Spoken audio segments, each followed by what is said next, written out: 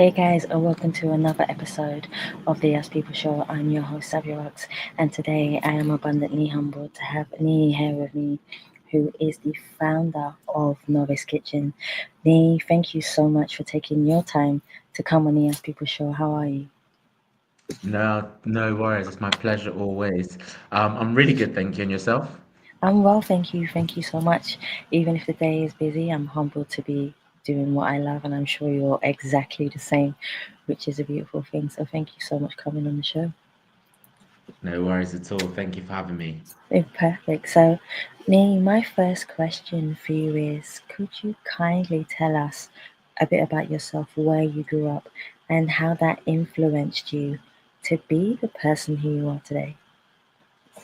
Yeah, of course. Like you said, my name is Nii. I'm originally from Nigeria, Mhm. but as a child, I kind of spent quite a lot of time. Are you Nigerian as well?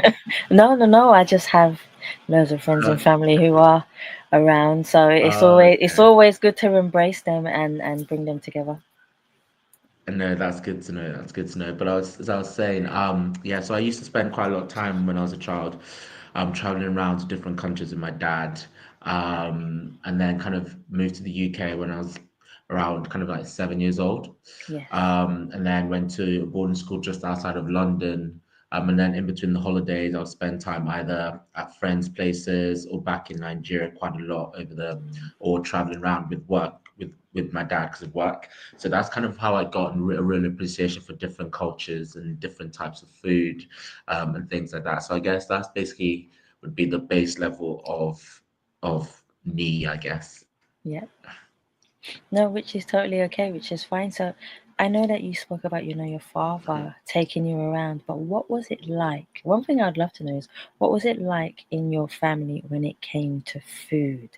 Now, I know there's Hmm. competitions in certain families where certain families will have competitions about whose food is the best, but in your family, what was the tradition? What was the food like? What was the flavors like? And I love asking questions about food. No, that's interesting actually, because when I was really young, I was actually a really fussy eater, Oh. and it'd be things like, yeah, I was really really fussy. I wouldn't eat certain like foods like beans. I would never eat like eggs, boiled eggs, little things like that. Or even like um something as basic as if I'd seen like onions in the food, wouldn't be able to eat the food because I was just like that's just gross. But obviously, I cook now and I use onions in all my food. But to be honest, till today, there's only certain ways that I like to see like the onions in foods anyway, which is very particular. But I think when it comes to actual food, my dad cooked a lot. So when we'd be home for the holidays, he would actually tend to cook if he wasn't busy because he enjoyed cooking. So maybe that's also kind of part of where we leaned into the food inspiration from. But um, it wasn't like a whole big song and dance every single night at dinner around food, to be honest with you. But it was just my dad enjoyed doing it. When it came to like Christmas and stuff, when it came to Christmas, then yeah, everybody, my dad would cook like a big old feast. So would have like the turkey, would have some Nigerian food, would have like jollof rice, would have like the roast potatoes, would have Brussels sprouts. Even though the sprouts weren't great, they were like old school style cooking, so they were boiled till death. But now I think I like Brussels sprouts now because I know how to cook them really well. But apart from that, I think the whole meal as a whole would be really good. And sometimes he would invite when he would have Christmas, used to send like turkeys to loads of people, like friends, families. They would all get like a whole turkey, as well, and then he would have like loads of people over at his house as well for Christmas. So that was really fun. But um, in terms of the day-to-day cooking, yeah, there wasn't a big song and dance around like food in general. It we just had really we always had good food at home anyway. I love that. See, it's always nice to know how different cultures have their food. Some might make a fuss, some might not. So I think it was just a general thing where Hmm. your family were just used to bringing it together and making you eat together. So my next question is one of my favorite questions that I like to ask my guests because it shows the audience a lot more about you as a person. Uh-huh. So my question for you is, can you define yourself as a person, but also who do you see when you look in the mirror? But on the flip side of that question, has there ever been a time where you have looked in the mirror and not recognized the person staring at you? How did you manage to go from a person that you might not have necessarily liked to becoming the person that you feel has purpose? I think that's a great question. In terms of that, I've always been lucky that I've been quite an independent person. Sorry, excuse me. I've been an independent person, and not also just being an independent person. I've also been luckily um, quite a self-reflective person. Mm, So from kind of like a self-aware, I guess, person. So from when I was kind of younger, I would be quite analytical and critical of kind of actions that might have gone through my day-to-day life and how that affects different things going forward and like how it spirals or whatever. In terms of, so I think that's kind of helped me as I've got older because it's been a habit that I've kind of, I guess, kept going consistently now since I can remember. yeah. But I think how does it? I'm basically trying to find words to explain how Mm, I don't think that there's ever been a time in my life where I've kind of looked in the mirror and thought, oh, I'm basically leading myself astray here or going down a path that I don't kind of desire. But I think in the same on the other side of the coin is there's definitely been times in my life where which I think is probably quite common in most people where you maybe it I guess you have big goals in your life, yes. right? And because you don't want to be get you don't want to get caught in the idea of basically comparing yourselves to other people who are similar stages in their lives, but might be a certain similar stages in life, but also very different stages in life. So it's basically being able to compartmentalize that, not just competitive nature, but I guess innate nature in human beings anyway. It's basically to understand that each person is on their own journey, regardless of whatever state they are in their life. And as long as you come to peace with that idea that whatever your life is meant to be is already written. That's how I feel anyway. As long as you take the correct actions towards whatever goal that may be, it might take you 1 year, it might take you 20 years. But I Yes. think the key thing there is just realizing that you will not give up on said goal or give up on the type of person you want to be. That goal could be, I want to be a really nice person. That goal could be, I want to have the best condiments in the country, or I don't know, I want to be a footballer. It might take you 10 years longer than your friend, but as long as you're consistent and don't give up on it, and Yes. consistency can look very different to different people as well. So I think that's basically what I would answer that question with. I love the fact that you even answered it like that. Hmm. It tells a story and it tells a sentiment of who you are as an individual and person, and the way that you articulate yourself shows people that you see life from a different perspective. You don't see it from one view or one vision. You see it from multiple visions to help you be you. I think so. In general, I think so. I think it's important because at the end of the day, life's not linear. So, That's true. I completely agree. yeah. So let's talk about you being the founder of Novice Kitchen. So I've Uh-huh. had a chance to do some really cool research on you and find out a lot more about what you do. The one thing I love Okay. asking guests is the passion of why you started something. What brought the Hmm. fire? What brought you to decide, you know what, I'm going to start Novice Kitchen? What was it about doing this that created a spark within you that you decided you wanted to share with the world? So as I was said at the start of the conversation, I think I mentioned that as a child, I used to spend quite a lot of time traveling around with my dad, Yes, and he yes, was pretty much very keen for me to learn about different cultures through food. And to yes, be honest, most of the time I actually didn't really like it, and I'd be kind of crying my eyes out at the dinner table.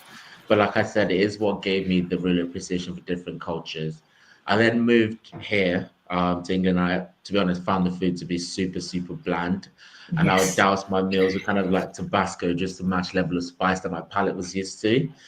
And then from there, I basically moved to university, and I noticed a lot of my friends really couldn't cook. So I started a food page called Cooking for Students, and it was really, really bad, to be honest. It was terrible.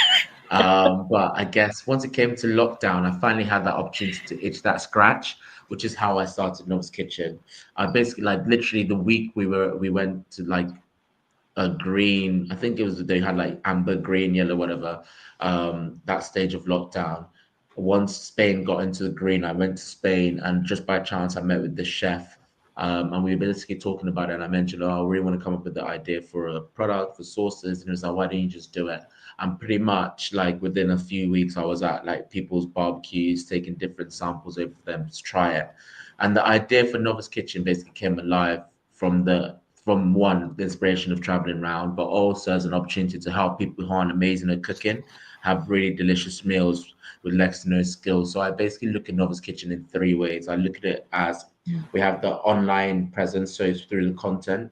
Yes. Then we have the aids. So like the products act as a cooking aid for people who aren't great at cooking. So you can use our products, inspire your friends, entertain your friends, have really tasty meals with your friends. And then we have the experience side of it, which is where I host the supper clubs, the cooking classes, which is the final part of Novice Kitchen. So we take that online experience through our social media. We do quick lessons on there. We then give you the aid to also practice those meals in at home with your friends, your family, and then the final thing is to experience the supper clubs and the cooking classes. So the supper clubs are born from either places that I've been to, where I learn about the food, learn about the culture, to then giving that experience to people who turn up to the supper clubs. And then the final part is the cooking classes. So again, similar things. So I go to these countries, learn about the food, learn about the culture, actually do cooking classes there. And Mm. it's just to give people who have an itch to go to these countries these recipes, but also it inspires them to want to go try out food from the same places, you know? Yeah, that totally makes sense to me.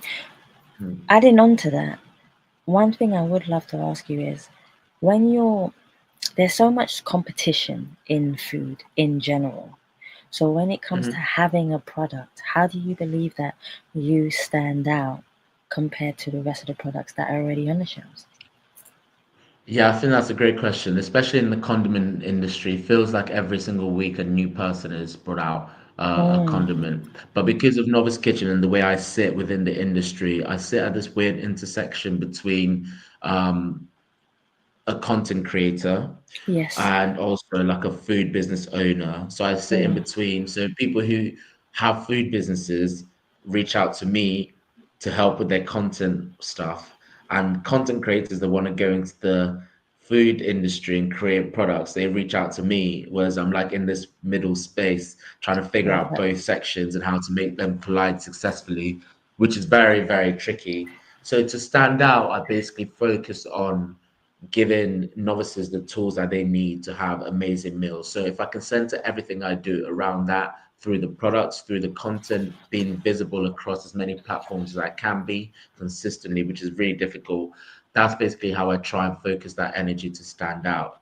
Because I think now, and bigger brands are looking at this as well going forwards, is they realize the importance of social media and they realize your brand obviously is great to have a strong brand, but you might as well diversify your reach and where you're seen. So Yes. brands, I think in 2025 are going to be looking at similar either content creators to front up their brand and be the face of their brand to create content that's creator led so they can bring an organic audience to the platform. So my idea is to one obviously do that myself as well for my business, but really try and forward that conversation as a brand personally for Novice Kitchen. So the more I build my personal brand, because it's intertwined with Novice Kitchen, the bigger we can get as a whole business. That's how I see it anyway. So as much as I can build my brand and build Novice Kitchen alongside it, then I see the potential in growth from there. How do you balance spices and dishes to avoid overpowering flavors? That's something that I would like to know. I think it's very simple actually. It's all Mm, about, again, it's experience. The main thing you can probably look to is experience.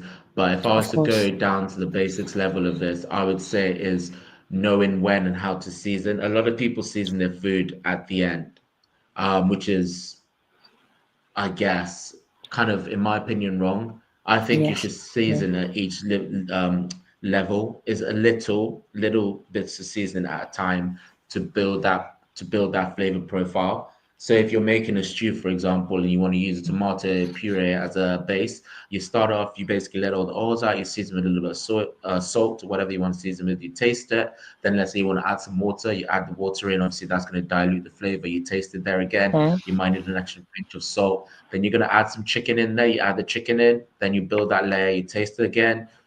Okay, I need a little bit of salt or whatever, some pepper, some curry powder, whatever it is that you're making with this dish. So it's little things like that. You build on each, just like brick by brick, for you to get to that final stage. A lot of people often look at it as they make their meal and then they put salt at the end, which is usually where you realize that the food might not taste so great. yeah, I've seen that. I've seen that before, where people feel like they've destroyed the food and then add too much, and or just want to Hmm. chuck it away. But you can actually. My father always taught me that you can actually save food. It's just in the way You that you can. do it. You can always Exactly. save food, and he proved it to me at a young age that you can actually save food, regardless of how you cook it. Yeah. So, food education is one of the key factors to you being a great chef, to you having a great brand. How do you feel about food education, and how do you implement that into what you do? A big part of Novice Kitchen is simply food education because the whole Of idea course. is we're helping kitchen novices, um, giving them the tools to improve and have a less stress-free, to have a stress-free time in the kitchen. Yes. So that's the really key thing for me. But not also that, if we look at it from a product perspective as well, Hmm. there's a key education piece because all our products are inspired by travel. So we have a sambal. Sambals are becoming more and more popular here in the UK. But when I first launched it, it was a case of it's educating people as to what sambal is. The Yes. second thing is, I guess, yes, like what we said, we give you the tools on how to have amazing meals, but also we educate you about different cultures through food, Hmm. not just how to cook, how to use a knife, which is also a big part of what I'm trying to achieve at Novice Kitchen, but also we're educating you culturally. We used to call it cultural enlightenment in the kitchen made simple. I like that. That's actually a beautiful title Yeah. to have.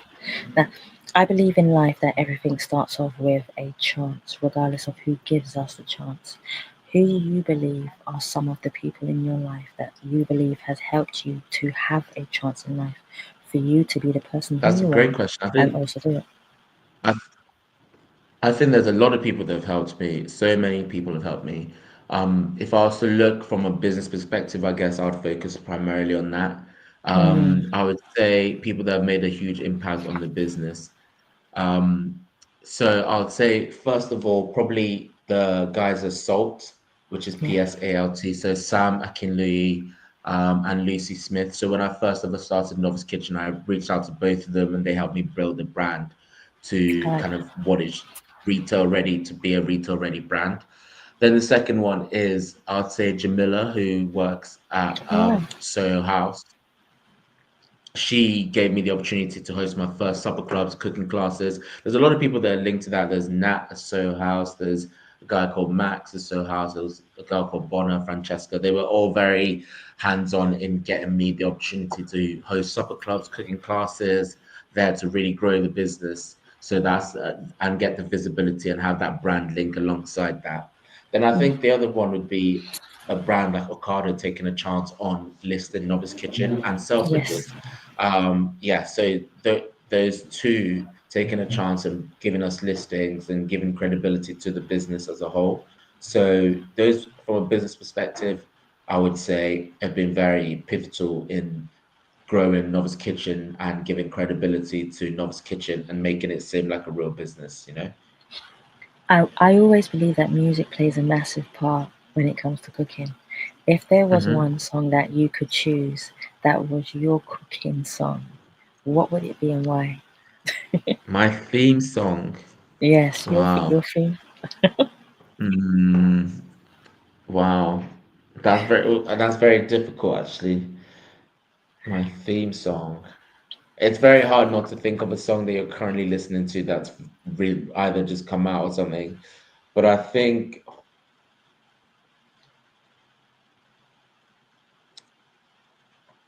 I would say something by Wizkid. I like Wizkid. I love No, it's Wizkid's fair enough. music. So Yep. something that he's written and made, I'll go with something like that.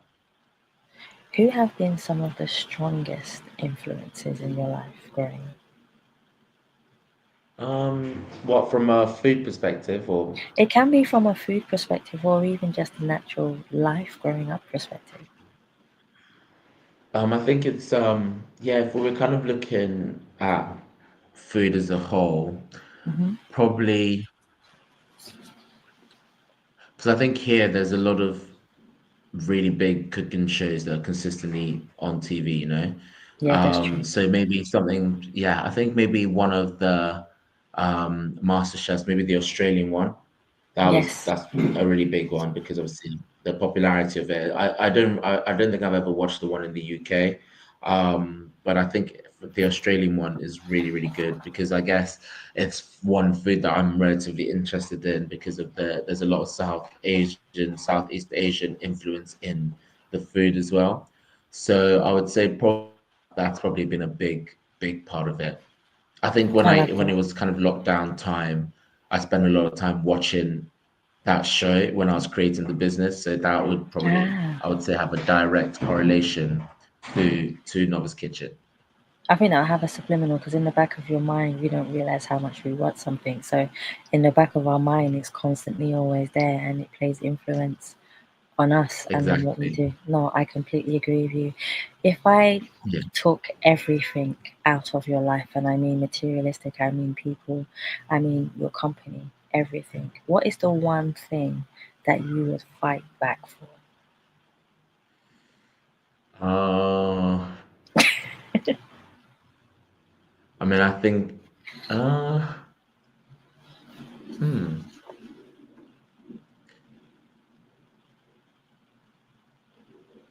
I mean, but I guess you still have like your friends and family and stuff, right? No, if I took everything away from you and everything, your family, your friends, absolutely everything, away, materialistic, everything, what is the one thing? Then probably friends and family, I guess, would fall into that bracket. Do you know what? I think Yeah. everyone says that because I find that if you have that and you have happiness, everything else will come. Yeah. I Facts. I believe that. I can agree One with that. one thing is success is defined to everybody in a completely different way.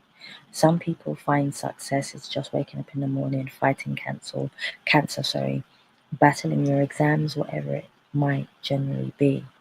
How do you define success in your life? Um,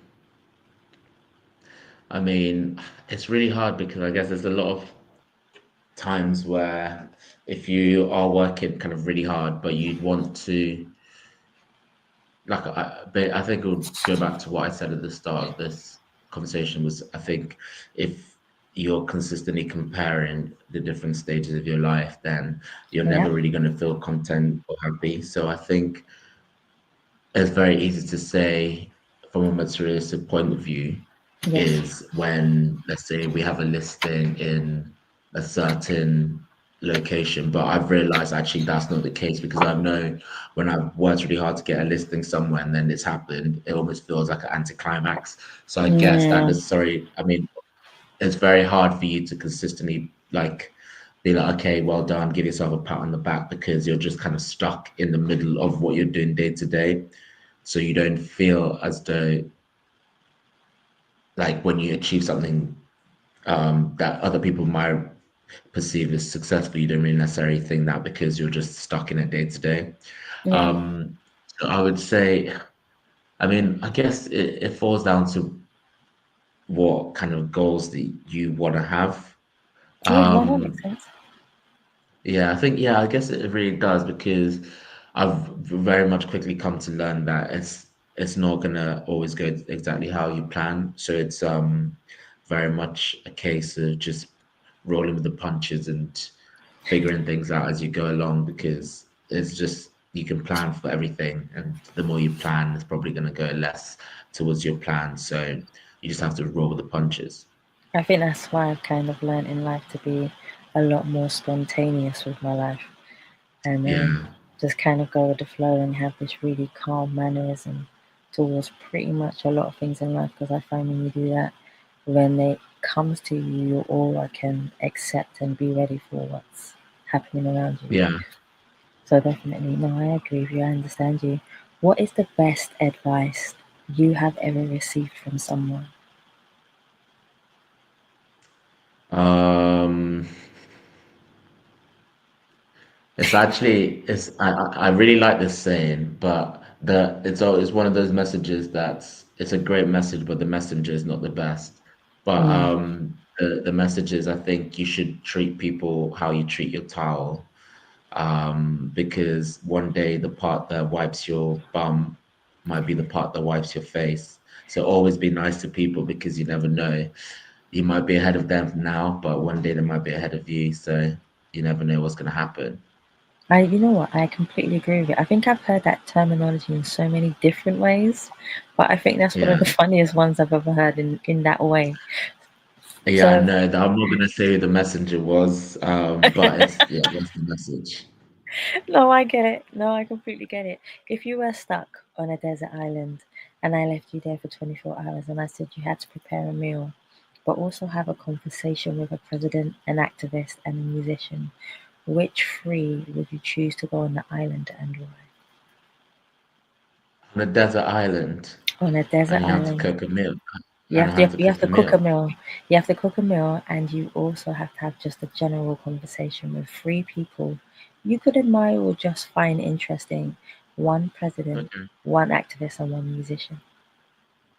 One president, one activist, and one musician. Hmm. Um, President, I would say probably Barack. I Okay. know probably a lot of people say that. Um, in terms of activist, I'm gonna cheat here and say Mandela because Yeah, he I've obviously heard him a few confronted the times. Yep. and then a musician or a musician. Hmm, who would I have That's always as a one of the hardest musician? ones. Um, I think it should be interesting.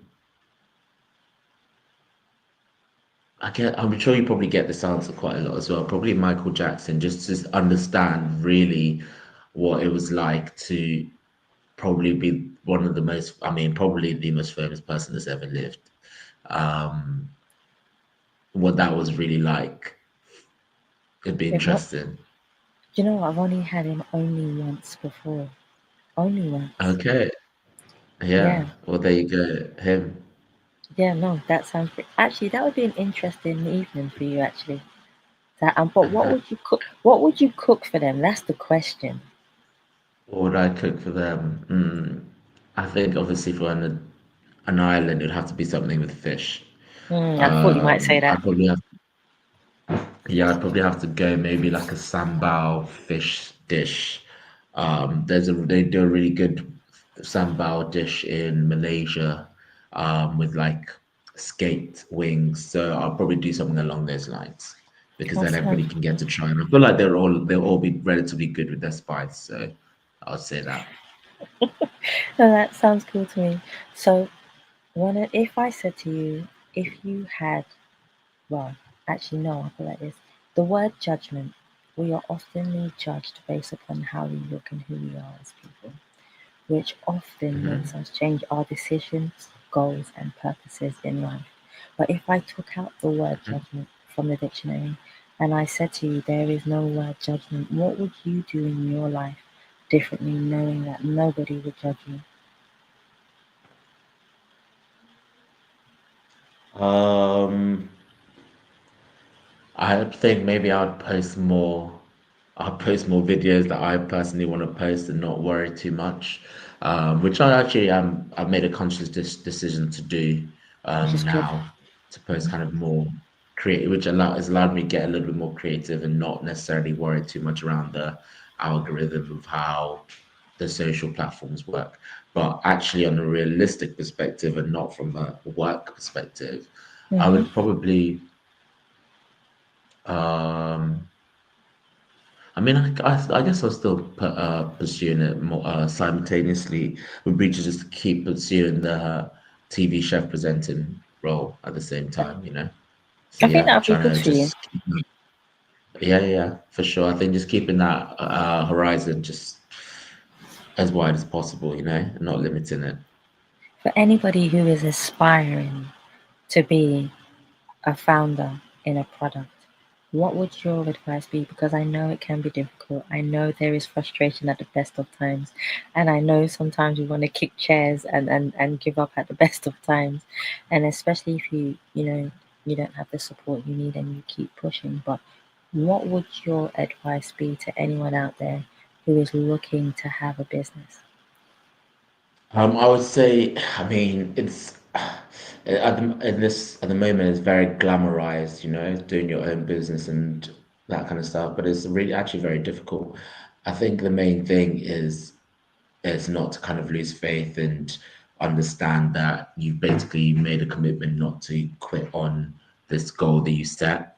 Mm-hmm. I think if you can compartmentalize that it's not all going to be rosy. Actually, 99% of running a business is pretty boring.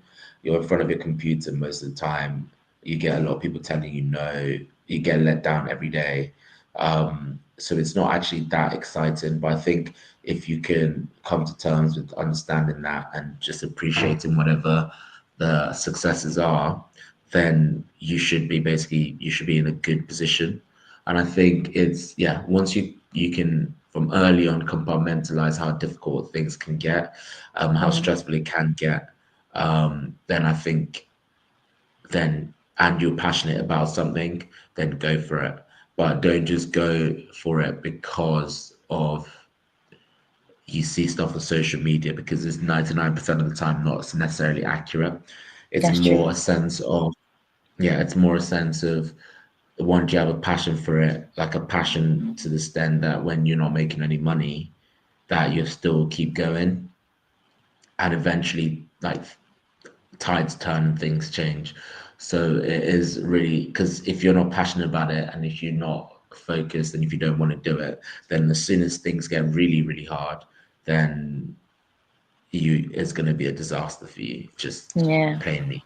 Yeah. No, I totally agree with you. I know that a lot of people have been through it, so it's always nice to have another person's perspective, especially within the Mhm. food business. Before I have the humble chance to say thank you so much for coming on the show, I would love for everyone Mhm. to be able to find you, find out more about you, just connect with who you are and your brand to help you build an even bigger brand because I'm always about supporting people's brands. Please let us know where we can find you. Yeah, so you can find me on LinkedIn, Niyi Olopade, which is at November India Yankee India Oscar Lima Oscar Papa Alpha Delta Echo. You can find me on socials, which is at Novice Kitchen underscore. So novice is a novice kitchen underscore, and that's on TikTok and Instagram. Um, same as all Meta platforms. Yeah, that's where you can find it. That's where you can find me, to be honest. I do a lot of recipes online.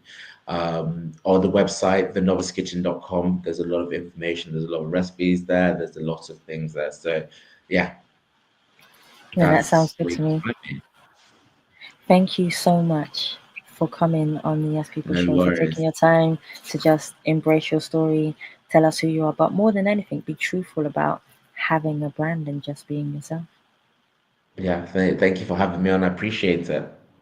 No, you're more than welcome. And guys, I want to thank you so much for listening and watching the Yes People show.